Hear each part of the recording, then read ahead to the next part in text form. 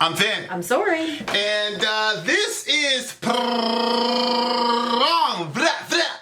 This is Prong. Power of the Damager. Power of the Damager. This was from Megatallica. Oh, that's your big homie. You love you some Megatallica. I put some little hearts in there for you. Megatallica from makes us. you cry a lot. That's what those hearts are there? Yep. Oh, the hearts are from us, huh? Yep. Yeah. Well, I'm the editor, but it's from us. Yeah. We both think about you every day. Yeah. Story. I mean, I don't think about you every day, bro, but actually, Megatallica, I do actually. I'm like, how could you not? I Ian, do. Megatallica, a couple other people. Yeah. Okay. For time and topical political commentary, you can hit us up at Middle America, Vin and Sori. Shout out to Kamala Harris. Oh my gosh. Kamala Harris, I believe them. This is her response to all the when people were making questions about Joe Biden. Mm-hmm. She said, "I believe them." And now she's partnering up with this dude that she believes inappropriately touched all these women. Shout out to Kamala Harris. We all believe it. That's why. Do you not think it's really weird how he's like sniffing kids' hair and sucking on them and all these things? Stop. He's doing all these things. Vicious He's lies. been doing these things. Vicious lies. And we all know it. But you know what? I feel Vicious like that this lies. speaks to the disgusting nature of our country. Vicious lies. And how Vicious people are like, there's human trafficking going on. Hey. There's all these things, pedophilia, all these things are happening, and like people are kind of like vicious lies. Hey, Joe Biden doesn't remember any of that. I'm gonna write in Bernie. Power of the Damager. Now, there are multiple ways to get your song reviewed. Dear listener, my favorite is the community option. $1 out the gate gets you in Patreon, where you get to have access to an amazing world, a whole new world.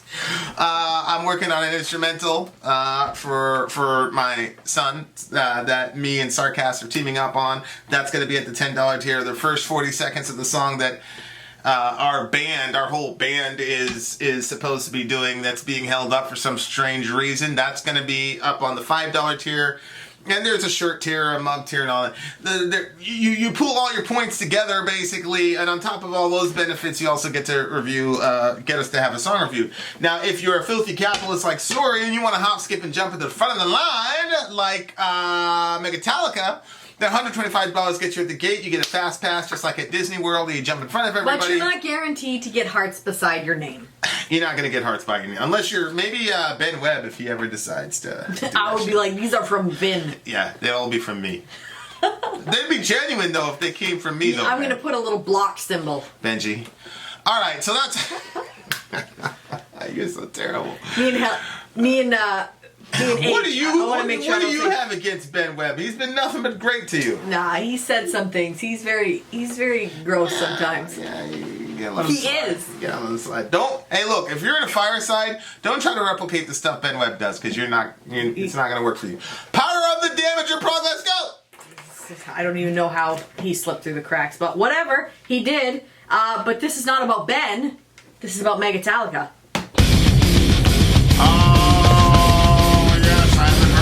Quite some time, real metal. Don't do it. This is Prong.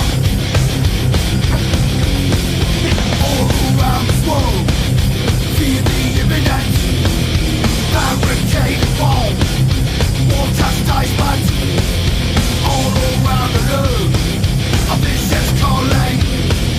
All around the world, all around the world. All around the world.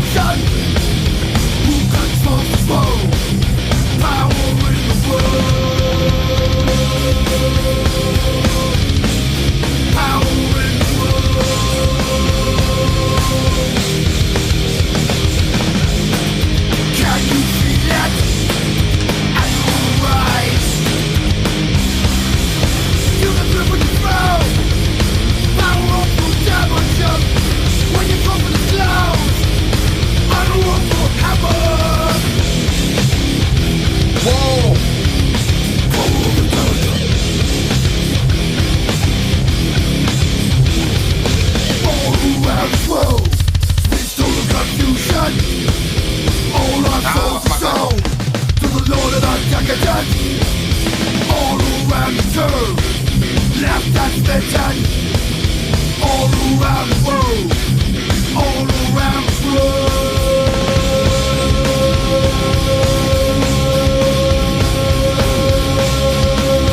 We're always holding our nose.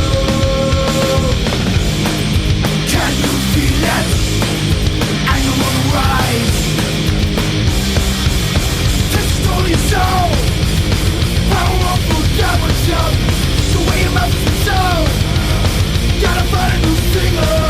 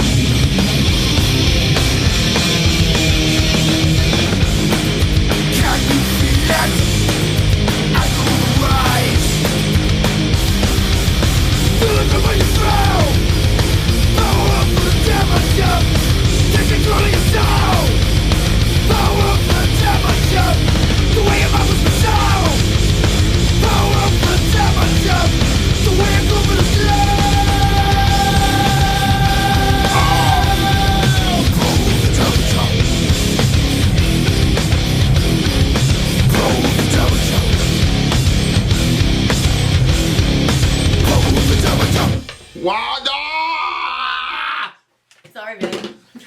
I'm about to say something. Slipknot's first record, and yeah, their second record too. Like, this was kind of like the energy that you weren't there when Slipknot first came out. Like around like very, very early 2000s. Salt in my wound. But like, I'm telling you, like it had this type of like, you know, like they were more on the traditional metal side in the context of the new metal era. And it just, they would just ride that heavy for the entire record. Yes. And sometimes you get rising action in the middle or whatever. I can appreciate that. But like this right here, like that kind of gave me that type of energy. This came out in 2007, so I'm assuming there's some like Bush, you know, type of subliminal stuff here. But sonically, I miss metal, and you know it's funny because you know we're writing music or whatever now, and like that riff, that's a foundational riff in metal.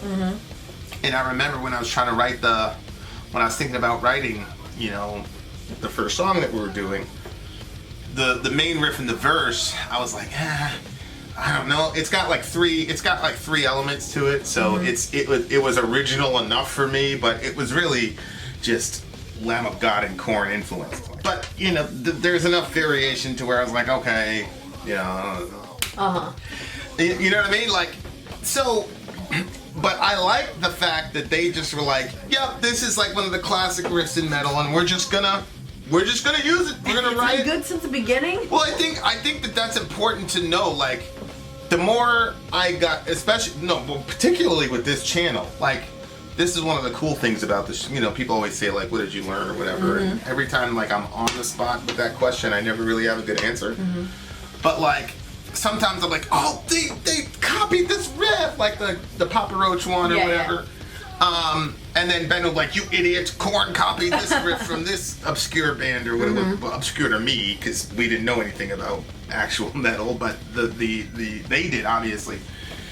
And so it kind of changed my philosophy a little bit to where I was like, okay, like you don't have to necessarily be completely and totally original, especially like if you learn any kind of music theory. Well, everything is like influenced from other things, like by other things. Right. So it's like what matters is like what you do with it and how you use it and how you use it to communicate your message and how you reimagine it and things of that nature. And so and then obviously listening to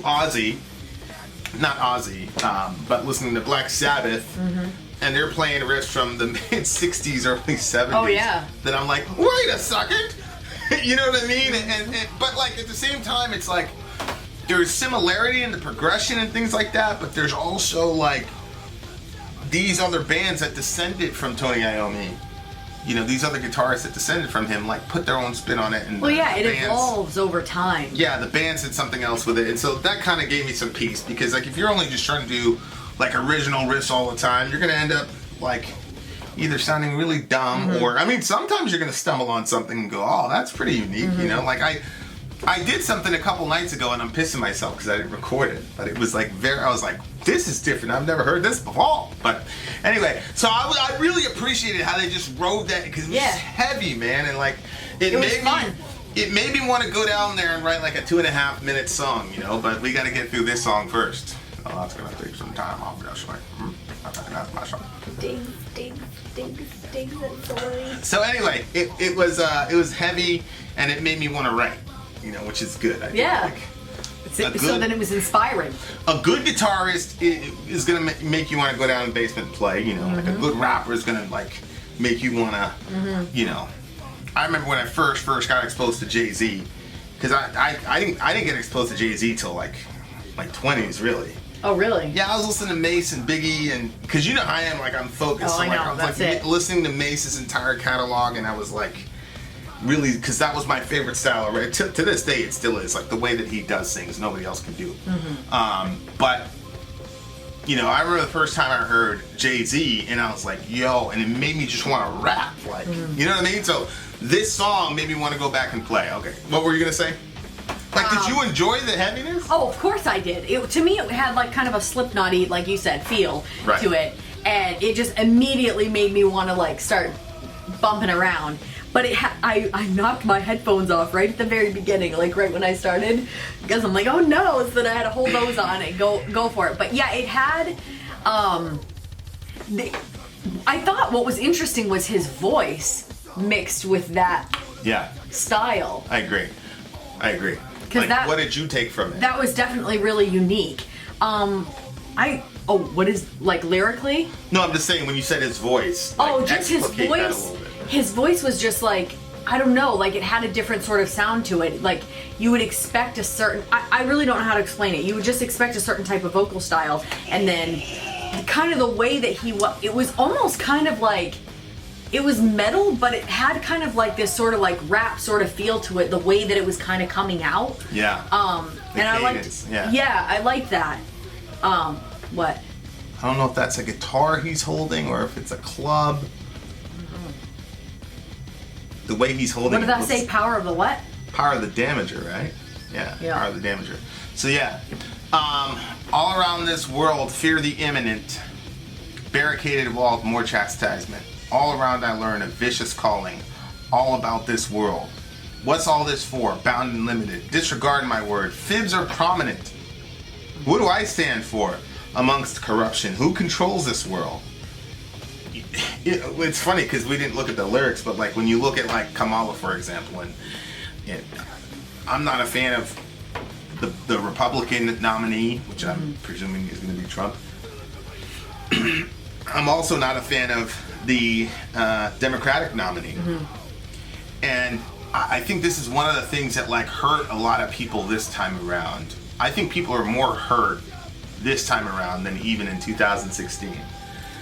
Because in 2016, basically the assumption was the DNC took away Bernie from us because they had this historical moment to anoint Hillary Clinton, you know? So the DNC wanted basically, hey, we had the first black president and the first woman president, and they wanted to do that back to back and all that. And then we got Trump. And then we all saw how horrible for the country Trump was. And then now when Bernie gets taken away, it's like, for what? For Biden? Yeah. Like, and then it's like, but the thing is that this time around, they didn't do what they did last time. Like, they literally stole the election from Bernie last time. But this time, these guys voluntarily, they coalesced around their leader, and then that was that. And then the fallout became all these people had to bend the knee to Biden. So you had Tulsi who had to support Biden.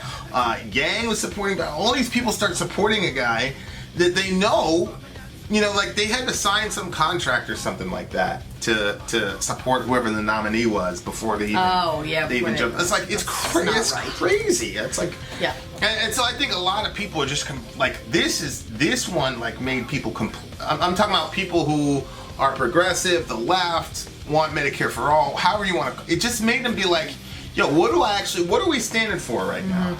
And they're Tina posted this on the Middle America page. They're giving AOC because the national convention is coming up with the whole basically a Biden pep rally, and they're giving AOC 60 seconds. It's like she's literally the most. Say what you want about her. I mean, I don't care. Say what you want, but 60 seconds. 60. Like, what is that? Like 60. Like, she's the most powerful senator, in my opinion, as far as public opinion goes and things like that. She's obviously the future of the party. She could end up being the first president if it's just this constant so now what ends up happening is like Crystal and Sagar talk about all the time, like the DNC is constantly saying F you to their constituency and rubbing their face into it, so they give her this 60-second speech time. And the thing is, like, so it makes younger people go, what the hell? But then I'm looking at her like, what are you doing? Like, don't play that game. I know. They're going to clown you and give you 60 seconds. Like, blast. And the thing is, she has so much power. If I was her, I'd be like, 60 seconds. Look, bruh, I'm AOC. I will put that shit out on Twitter and whatever. Like, look, I don't know I literally do not know what's going to happen in the election. Here's the thing about Trump, though. He consistently stands up for his principles. He does. The America First stuff. Yeah. The, China, the trade stuff. Like, he stands for something. And it is, and you know what? Biden stands for something. Because Biden was like, yo, yeah, I did that crime bill thing. And, I know that Bill and Hillary apologized for it or retracted it, but I won't. And then you have Kamala, who's like, believe women, I believe every accusation, accuser against Biden, and then she's tag teaming with him and saying that this is a character counts and this is a battle for the soul of the nation. So like, we're in the battle for the soul of our nation, Kamala, and so what we need for the soul of our nation is a person that you said on record you believe did that to these young women. Like, what? Like, what do you stand for? And it's the same thing that happened with Elizabeth Warren. Like, I know. These people just completely flip. They just completely flip-flop. Yep. And, you got Obama in the background pulling strings and it's just a very disheartening situation. I can never, ever, ever bring myself to vote for Trump. I can't do it. And I've been saying this for 3 or 4 years. You have. You've been very consistent. I can't do it. I can't do it. But at the same time, I'm like, like none of these people on the left stand for anything anymore. And the ones that do, the Bernie Sanders, they get marginalized by the left, not by Trump. They get marginalized by their own party, and it's like, wow. So like that was a big thing for me. They wouldn't have blocked him out. Things would have been so different. Yeah. But like you just saw just different things. Like I remember we were watching one of the debates, and he didn't get much floor time. Ooh, Bernie? Yeah, 100%. And like it, I don't know. 100%. You're absolutely totally right. You're absolutely and totally right. Yeah. The whole thing is just, and it's like who controls the world, and obviously, like at this point, it's become and I said this when it was Buttigieg and Klobuchar, like basically back to back surrendered to Biden on the same night, the night before the Super Tuesday, I'm pretty sure. I don't know what it's like to be them, but I just can't imagine doing that. Well, see, Buttigieg is very, very young, and so it's a very good strategic play for him. You know what I mean? Like, because he's playing a long game. He's like, I get that. I could be the president in pride when you come out 4 and to say 12 something years. negative. Well, Buttigieg really wasn't going after Biden, but Kamala went after. I'm talking Biden. about Kamala. Well, that's the thing is like she's. I think the only other politician on that stage that had less sort of internal consistency and credibility and integrity was Elizabeth Warren. Because she claimed she was an Native American, she wanted Medicare for all she did. So anyway, that line just like said a whole bunch, you know, like, because it's the current situation that we're all in. Like, you start asking who controls the world, and then like I said, when Buttigieg and those guys, they all went back to back for Biden. I knew that it was Obama. I said it in the thing before it officially, and it's basically official now. Like, and I hate the concept of like some entity in the background that pulls strings, and then nobody will come out explicitly and say, and then, you know, the shadow government. Like, I'm not a fan of that. Like, I hated that during the Bush administration with Cheney, when we all kind of knew he was in the background doing all this stuff, and you know, Steve Bannon to some degree. Like, I don't know. It's just that's what I hate about you know, where we're in. And then, you know, can you feel it? Anger's on the rise, you know? And, you know, I had a friend talking to me about this, like, during the riots and the protesting and all this, and he's like, yo, is anybody considering, you know, the whole COVID situation? And this is after the the Floyd thing happened, and I was like, oh, that's ridiculous, like, the COVID... Well, but I wasn't getting what he was saying, because I was like, I thought he was saying people are so cooped up in their houses that they want to go right. That's not what he's saying. He's saying, like, these people are out of work. They don't know if they're going to get their jobs back. They got a measly $1,200 stimulus check or whatever. And, you know, they're at a boiling point. Now they want to just wreck shop. Like, they're you know, that's what he was talking about. And I was like, you know, I didn't really catch it until you know, I think it was Jimmy Dore or something, or Michael Moore or somebody was like putting it together. I was like, oh, that's what he meant. And he's right, you know?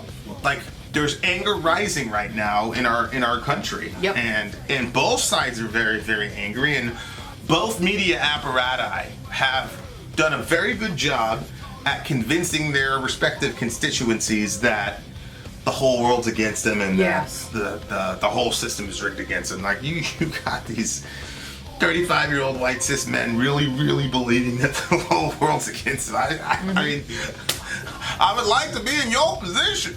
But you really got these dudes. They really believe that. Like, it's crazy. So yeah, it's not a promising time at all. And I just really appreciated the song. 2007. You know, again, a political song that's more pertinent now than when it was written. What did you give it?